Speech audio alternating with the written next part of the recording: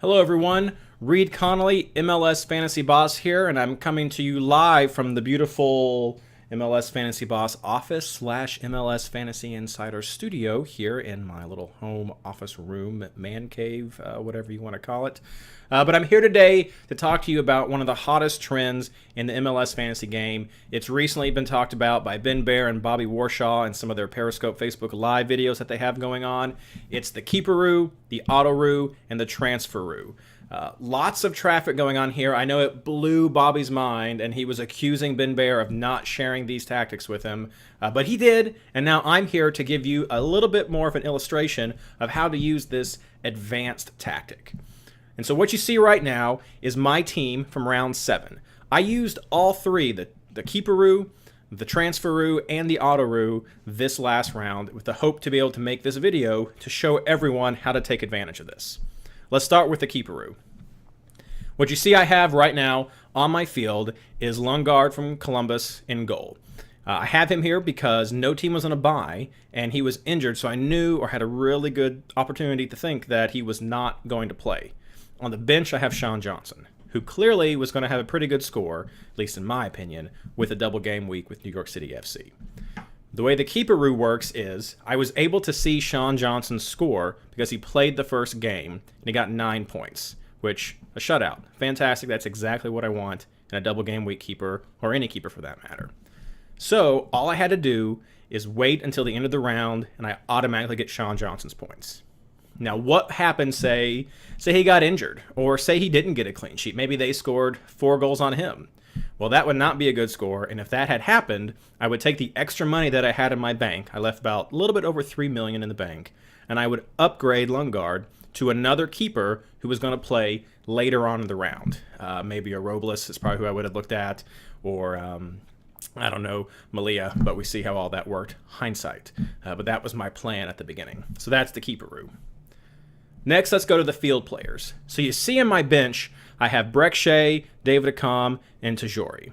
I had those guys here because my original setup of the team had 2 players that I knew were not going to play. And I wanted to try to get the 2 best players, best scoring players, from those 3 guys on my bench. Originally, I had a $4 million forward, and I had a $4 million defender who I knew weren't going to play. This meant for the Autoroo, and we say Autoroo because it's using the auto transfer system, that I was going to get the best combination of 2 of the 3 players from my bench to replace those 2 $4 million players.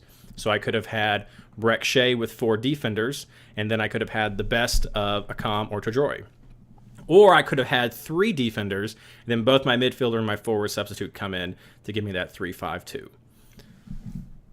Finally, we have the Transferoo. And this is actually what I did utilize because I originally, like I said, had a $4 million defender from Houston, actually, in place of what Opara is at right now.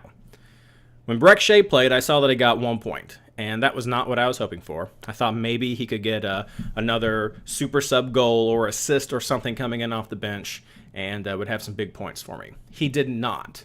But since Houston had not yet played, I was able to see Brek Shea's score and replace my Houston defender with someone else who I thought had a good shot at better points. In this case, I chose Opara. So that was my Transferoo, transferred out my player, replaced him with another player. Now the key to this is you want to make sure you have players on your bench who are playing earlier than the players who are from the scrub teams on your field. Ideally, you're going to have bye players who you know aren't going to play at all. So take a look at round 7. So you see we had New York City playing in the early game, and this is great for the Transferoo and the Switcheroo and the Autoroo because you're able to get those players on your bench to see what their scores are going to be. Everybody else going down the list, you just want to make sure you're picking those players at the bottom as the ones who are going to be replaced. Because like this week, I had Houston because they were playing the third to last game, and I had Atlanta because they were playing the last game. So those are the kind of players you want to look at on your bench. The 4 million players, obviously the ones you want, the less money, the better. And then you have your higher value players on your substitutes to come back in.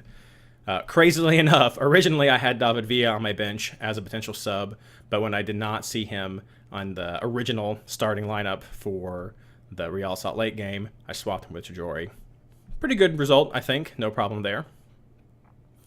But that was what I was thinking this round. It illustrates all three, the Keeperoo, the Transferoo, and the Autoroo. I hope you all found this helpful. It's a little advanced tactic, min-maxing, if I can borrow a D&D term, that pays off for me a lot. It's paid off for Mike and Blaine a lot and other guys throughout the couple seasons that we've done it. And I hope it pays off for you. So if you have any questions, feel free to hit me up at Twitter, at MLS Fantasy Boss, at MLSFI, or over to the Reddit forums anytime at r/FantasyMLS. Ask us questions, participate. We're here to help. I hope you have fun, and good luck.